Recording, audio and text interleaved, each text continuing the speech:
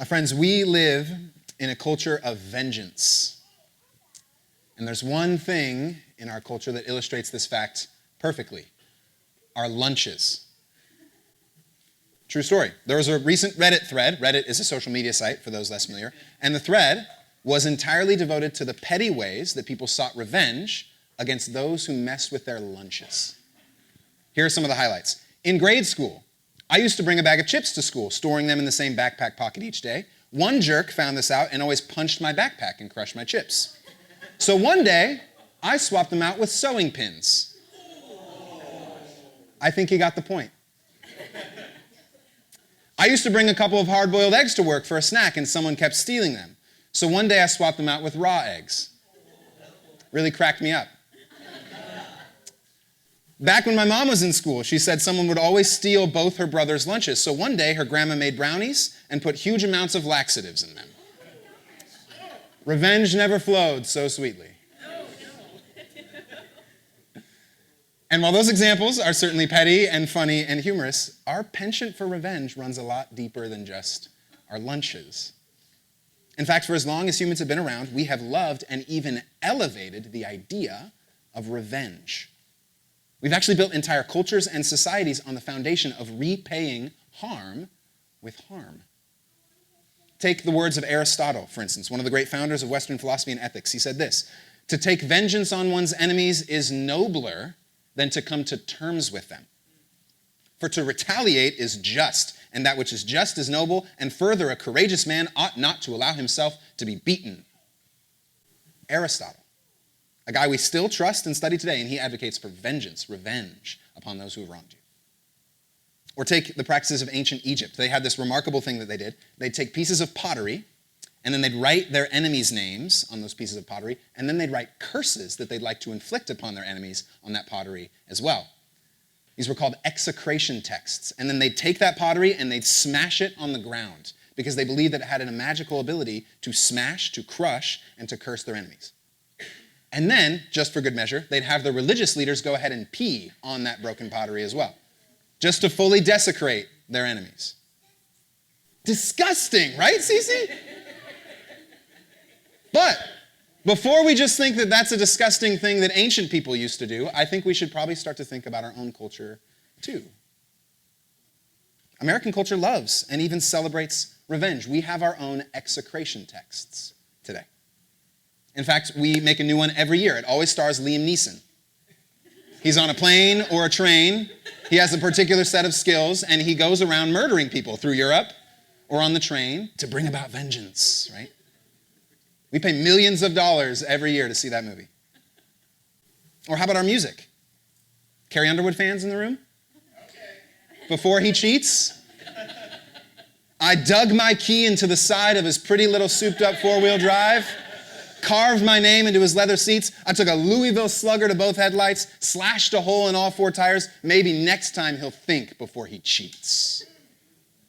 Vengeance. That song, by the way, is, according to Billboard, one of the top 10 most requested karaoke songs in history.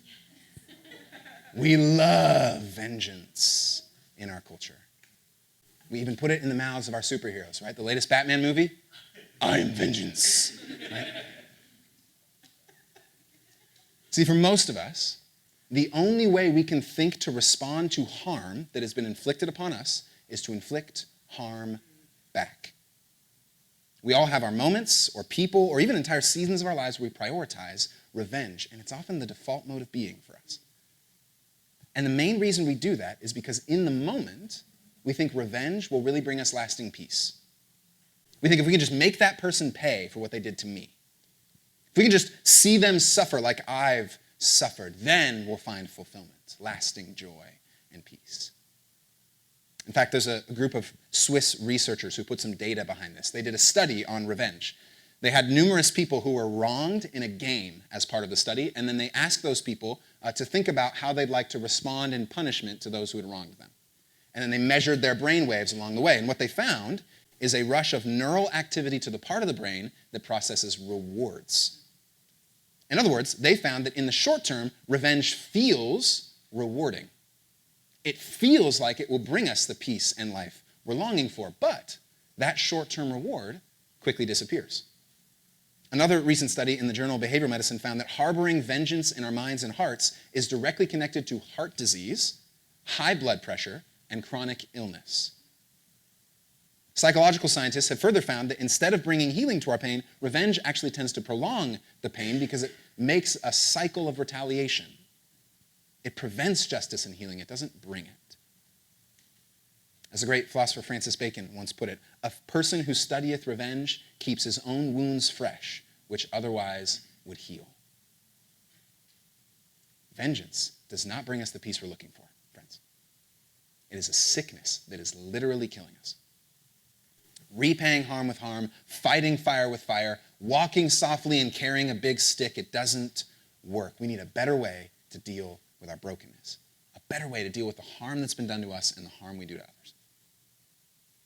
We're continuing in our teaching series here at Midtown called Character Matters. We're going through the book of 1 Samuel together, and we're examining the ways in these stories about what it looks like to live as people of character in the world. People who are transformed by God and healed of all of our moral sicknesses. And this morning, we explore a point that I think is important for us in our revenge culture. It points to the antidote for our revenge sickness. And we see this in the example of David, who refuses to repay harm with harm, and instead chooses to repay harm with good. So if you have a Bible, friends, open it with me to the book of 1 Samuel. We're going to be reading from 1 Samuel chapter 24 today. 1 Samuel's near the beginnings of your Bibles, if you're flipping there. If you don't have a Bible, by the way, that's okay. Other words are going to be behind me on the screen, so you can follow along there. 1 Samuel chapter 24. We're reading the whole chapter today.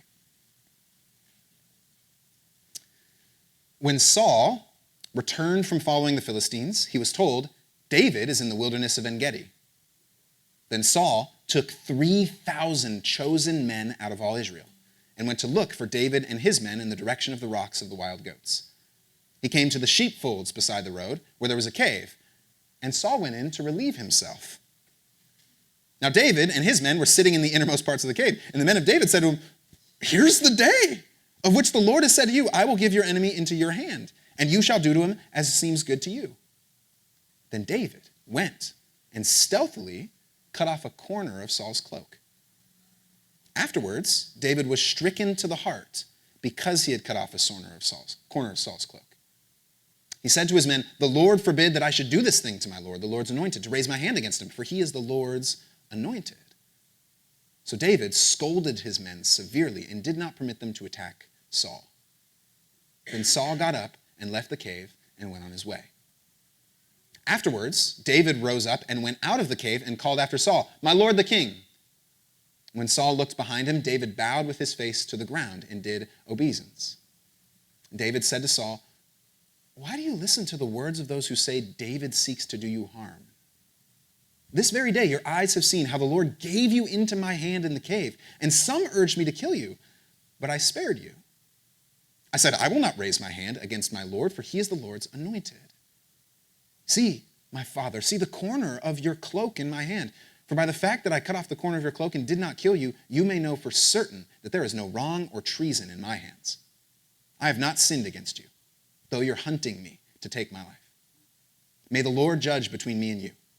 May the Lord avenge me on you, but my hand shall not be against you.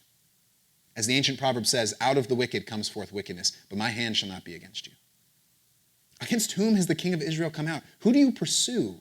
A dead dog? A single flea? May the Lord therefore be judge and give sentence between me and you. May he see to it and plead my case and vindicate me against you. And when David had finished speaking these words to Saul, Saul said, Is that your voice, my son David? And Saul lifted up his voice and wept. He said to David, You're more righteous than I, for you have repaid me good where I have repaid you evil. Today you have explained how you have dealt well with me and that you did not kill me when the Lord put me into your hands. For who has ever found an enemy and sent the enemy safely away? So may the Lord reward you with good for what you've done to me this day. Now I know that you shall surely be king, and that the kingdom of Israel shall be established in your hand. Swear to me, therefore, by the Lord, that you will not cut off my descendants after me, that you'll not wipe out my name from my father's house. So David swore this to Saul. Then Saul went home But David and his men went up to the stronghold. This is the word of the Lord. Thanks be to God. The book of Samuel is largely a tale of two kings. Earlier in the story, we met the first king. His name's King Saul. And he is a king who had all of the outer trappings of a great, mighty warrior. The sort of strong man you want to put in front of crowds. The sort of strong man that you want to vote for. The sort of strong man that you want to battle for. But we quickly learn in the story that underneath all of that outer impressiveness stands an insecure, selfish, and immature man. As it turns out, the one who looks most fit to lead, according to worldly standards, is actually the one least fit to lead. And so God promises that he'll raise up a different leader and that Saul won't continue and his lineage won't continue as kings.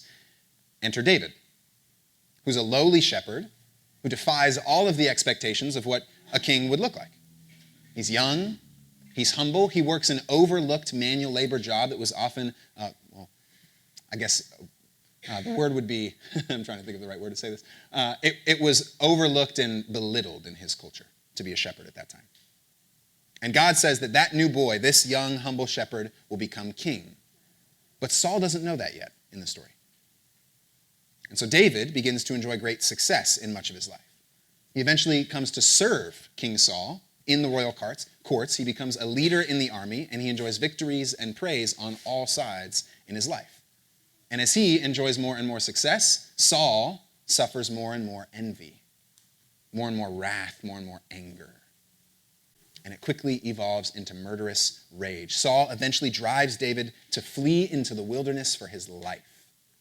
He's being chased by the king who to this point he's only ever humbly served. And so when we arrive at chapter 24, here in the story, this scene is setting up for us a collision course between King Saul and the soon-to-be King David. It's like all of the epic action movies of our time. The bad guy learns where the good guy's been hiding out, and he brings his forces to come and attack that good guy. And the good guy is waiting in the cave, the calm before the storm. And our expectation, as it is with most narratives like this, is that a major battle is coming. These two are going to duke it out. There's going to be a final shootout at the end of the Western, right?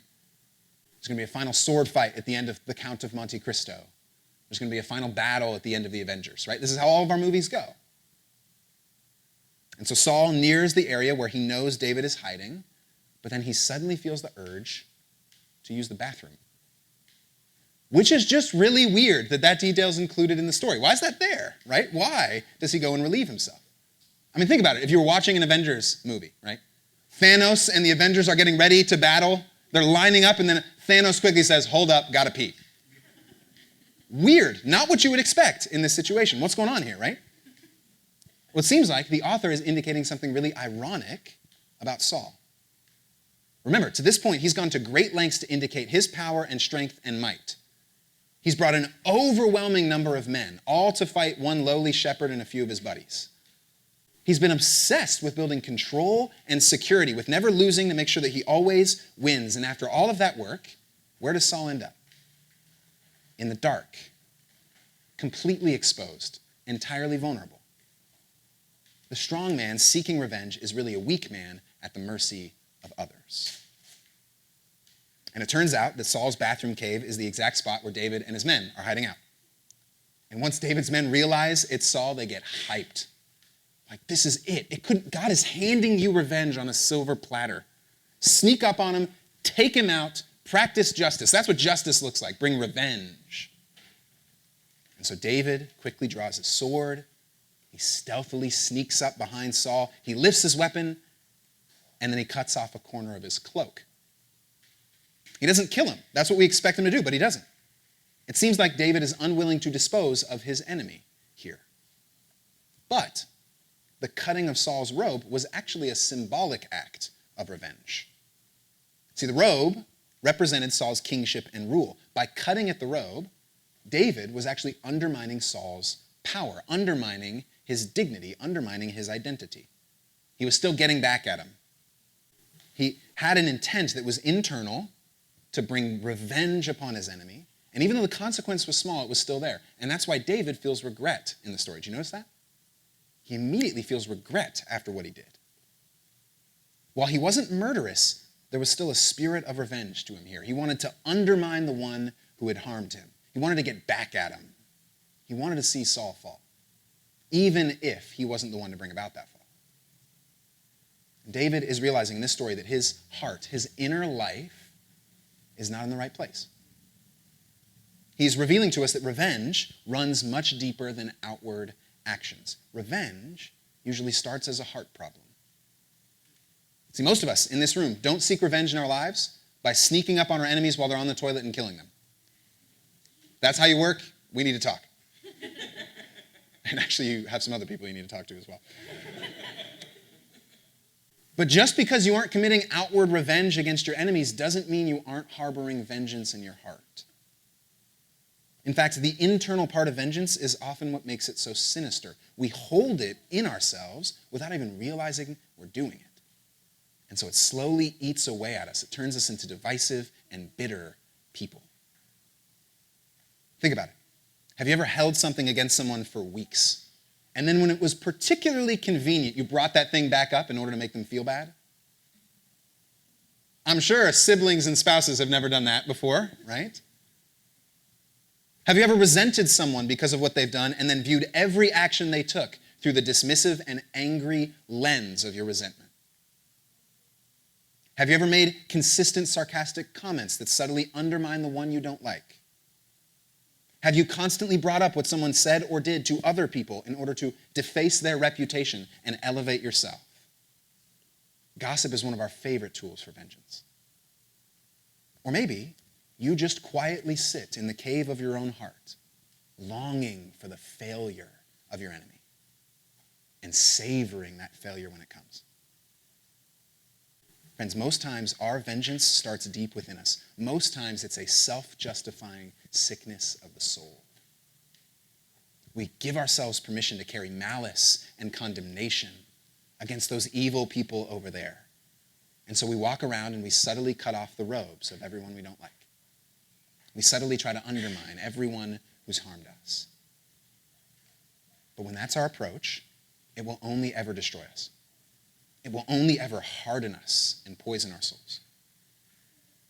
I like how the great author Frederick Buechner put it when he wrote about vengeful anger. He said this: to lick your wounds, to smack your lips over grievances long past, to roll over your tongue the prospect of bitter confrontation still to come, to savor to the last toothsome morsel both the pain you are given and the pain you're giving back. In many ways, it's a feast fit for a king.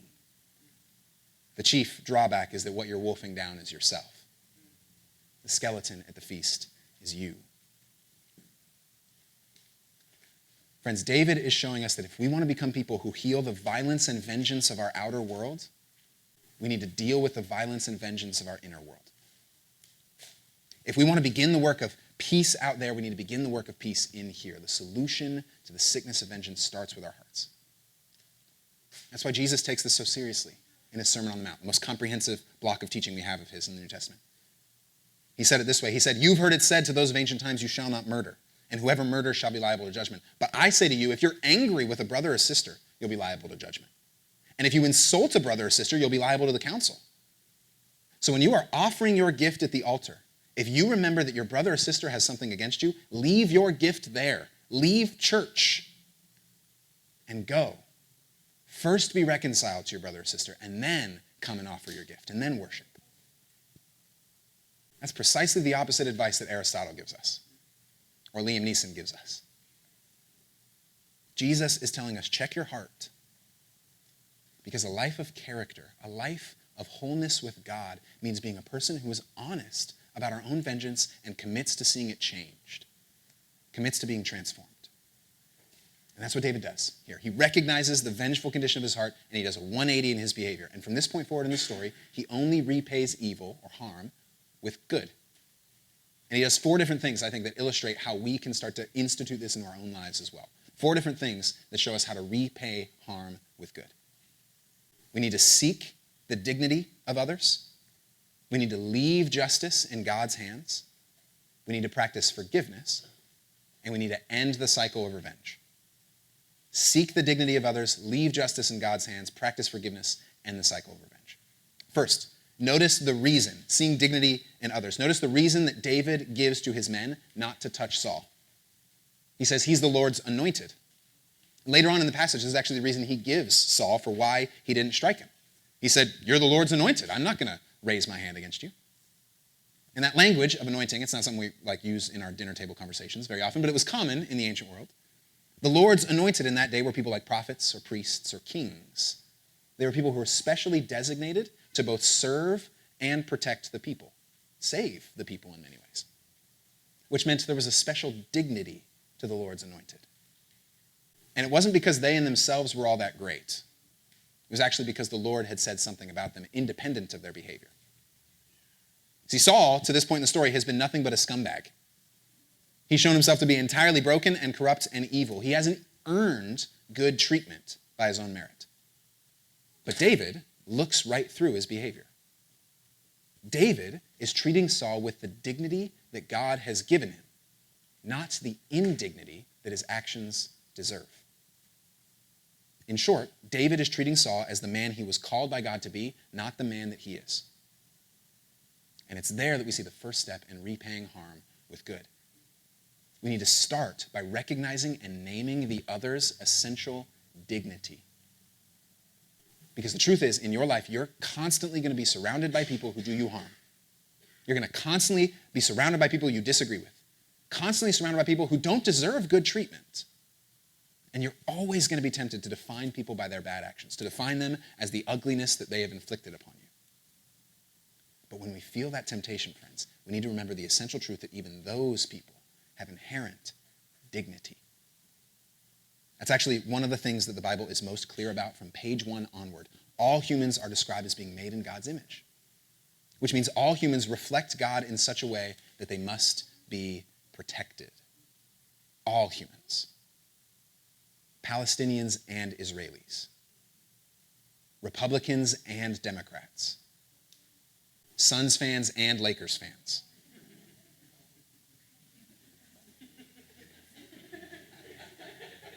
That one's just for me. All human beings have a sacred dignity to them, friends. Not because of what they've done, but because of who they are in God. Every time we look upon someone else, especially one who has wronged us, we need to see in them a glimpse of God, and therefore treat them with the same sort of reverence and dignity that we would extend towards God. There's a great example of this actually from the nation of South Africa in the 20th century, where apartheid, genocide, and segregation tore apart the nation.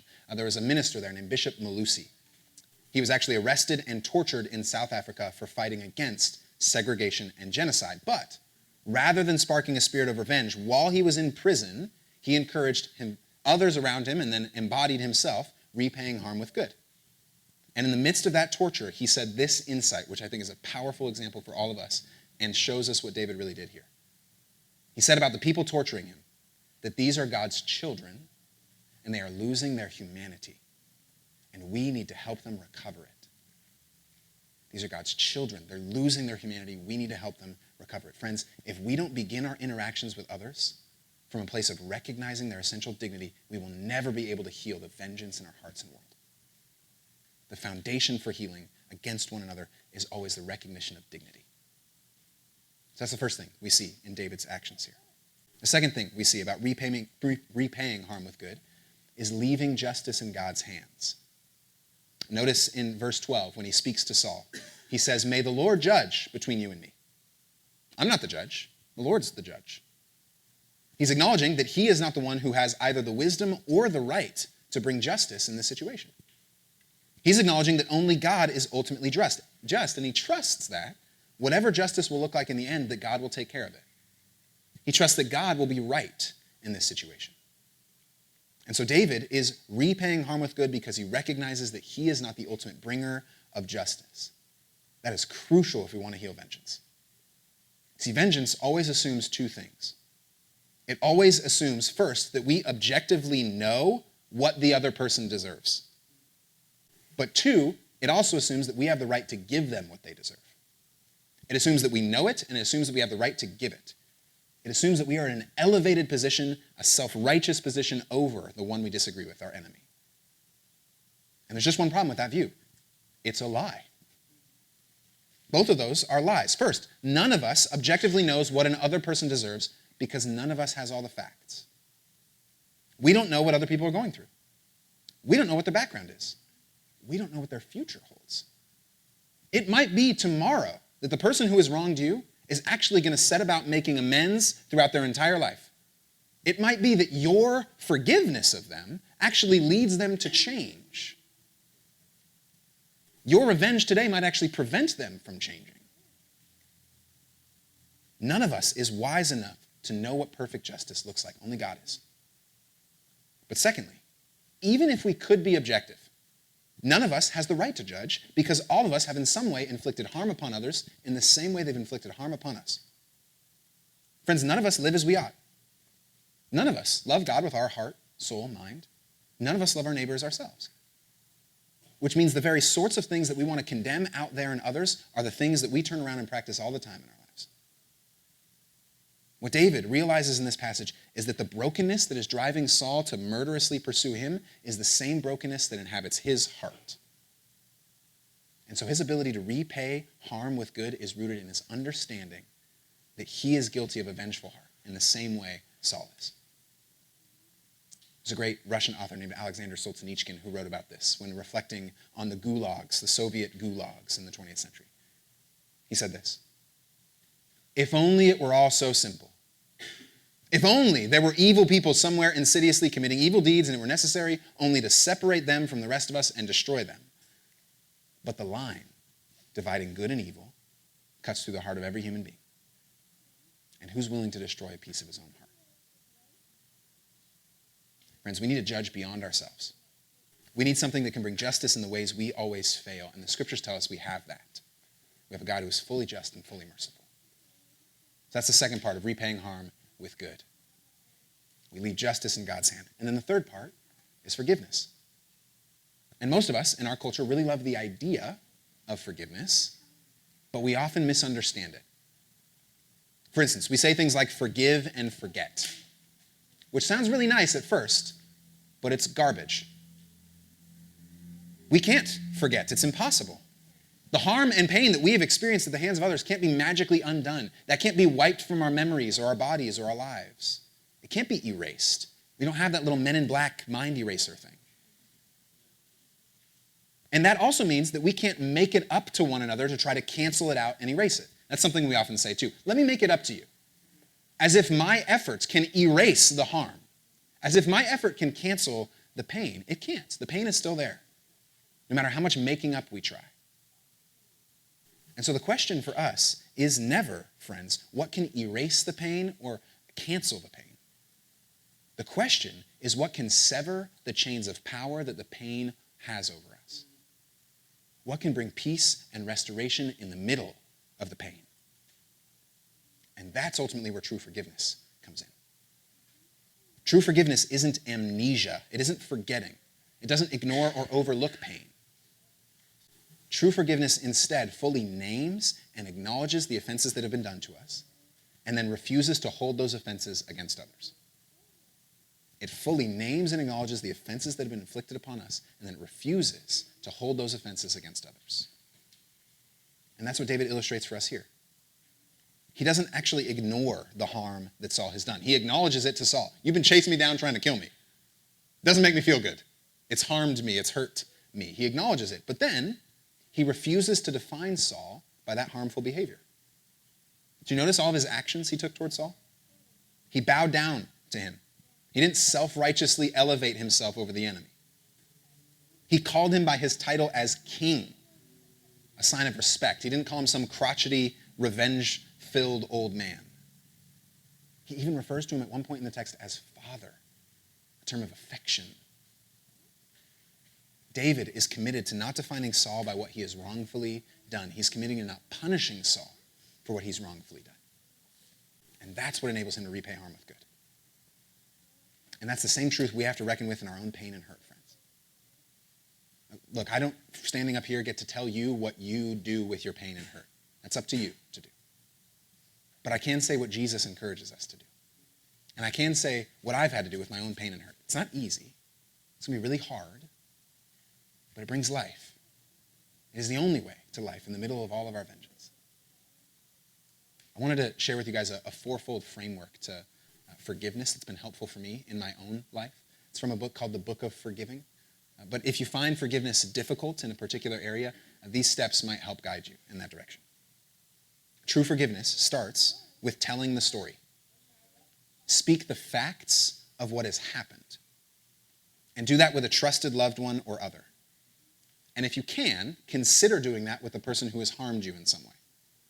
I say consider that because it's not always possible. There are some cases in which that person is long gone, or that person has no desire or would be unsafe for you to tell the story to them. But if it's safe and if it's possible, tell the story to the one who's harmed you. And then once you've told the story, the second step is to name the hurt. Attach feelings to the facts. Grief is okay. Pain is okay. Anger is okay. Those are feelings that are attached to the facts of what's been done. Name it. It's going to be a long and hard process to do. It's going to take time. It's going to take trusted community to do it. But name the hurt. And then once you've done that, the third step is to grant forgiveness. Choose not to hold the harm and hurt against the other. And when we do that, when we grant forgiveness in that way, it breaks the chains that bind us to the other person in both directions. So we actually free them from no longer being defined by their guilt or their shame or their evil, but we also free ourselves because we are no longer burdened by the weight of carrying the offenses ourselves. We're not dragging them along with us. Those actions, those people don't have power anymore over us. Forgiveness is oftentimes as much about us as it is about them. And then finally, friends, the fourth step is to renew or release the relationship. Renewal, always the preference. Restoration of the relationship, always the preference. But again, that's sometimes hard to do. It takes two people to renew a relationship, and sometimes that may not happen. So if that's true, you can release the relationship, but renew or release. That's what it looks like to practice forgiveness. That's what it looks like to lead to life through our pain. And then finally, friends, the fourth part of repaying harm with good in this story is ending the cycle of revenge. See, what David realizes is that if he chooses to kill Saul, then he will ultimately become the very thing he despises. He will become the thing that he hates. He will become the thing that he is longing to end. And so retaliating in revenge only makes him a culprit, and it continues a cycle of retaliation. You guys, if we become people who vengefully respond to the pain and harm that others inflict upon us, then we will ultimately allow their evil to stain us. We will absorb the things that they've done to us and then transfer those to others. Revenge means their wrath becomes our wrath. Their self-righteousness becomes our self-righteousness. Their violence becomes our violence. As the great Catholic theologian Ronald Rolheiser put it, pain that is not transformed is transferred. Pain that is not transformed is transferred. And so David is showing us that repaying harm with good breaks the cycle of revenge that our world is so defined by. And you actually see that in Saul's reaction here. Saul breaks down in tears in response to David's action. This man who was hell-bent on vengeful, murderous rage is broken down in front of David. The violence that we were expecting to be the culmination of this story disappears entirely. And this is how it works oftentimes in our world. There's another story from South Africa during apartheid and segregation of another bishop named Desmond Tutu. He worked with Bishop Malusi in South Africa to fight those things there. And one of the primary ways he did that was by pastoring a multi-ethnic church that broke down the barriers of his culture. And so he welcomed all sorts of people from all sorts of different backgrounds. In one Sunday church service, while Tutu was preaching, numerous men armed with AK-47s burst into the church, shouting and threatening to kill Tutu if he didn't end the service right then and cease all of his work in the church. What would you do? And Tutu, he took in the scene for a few seconds. He scanned over the men in the room, and then he calmly responded to them this way. Welcome, friends. You've come to join the winning side. Please take a seat. There's room for you here. And then he just kept on preaching his sermon. And those guys didn't know what to do. And so they just sat down in the pews. They set their AKs down and they sat down and joined the service. And years later, Tutu was speaking at a church conference and he was approached by a man whom he hadn't ever remembered meeting. And that man said, "I was one of the guys that showed up to kill you that day. But after your response, I gave it up. I joined the fight against apartheid and I became a follower of Jesus." That is what repaying harm with good does, friends. It breaks the cycle of revenge in our world. And that message, by the way, isn't just found here in David. This story is an arrow pointing well beyond itself. Where David saw the dignity in Saul, there's another who saw the dignity in all. Where David refused to practice vengeance on Saul, there's another who faced down the vengeance of all. And where David forgave Saul, there's another who forgave all. The story is an arrow to Jesus, friends. David's a great example for us, but even he failed to live this out in his life. But Christ, ultimately, in every part of his life, only repaid harm with good. And he did that once for all on the cross. And then in his resurrection, he said that we too can become people like that. We too can become people who dignify even our enemies. We too can become people who grant forgiveness for the most egregious things. We too can become people who end the cycle of revenge. When we entrust ourselves to the one who has done that ultimately on the cross and in the resurrection, he promises that his Spirit will start to transform us to be those sorts of people in the world. That's why we come to this table together every week. Because it's here that we become united with the life of Christ again. It's here that we leave our vengeance at the feet of Jesus, to the one whose justice and mercy far, far expands beyond us. And it's here that we can become people who repay harm with good. So come with me to the table, friends. Let's be transformed.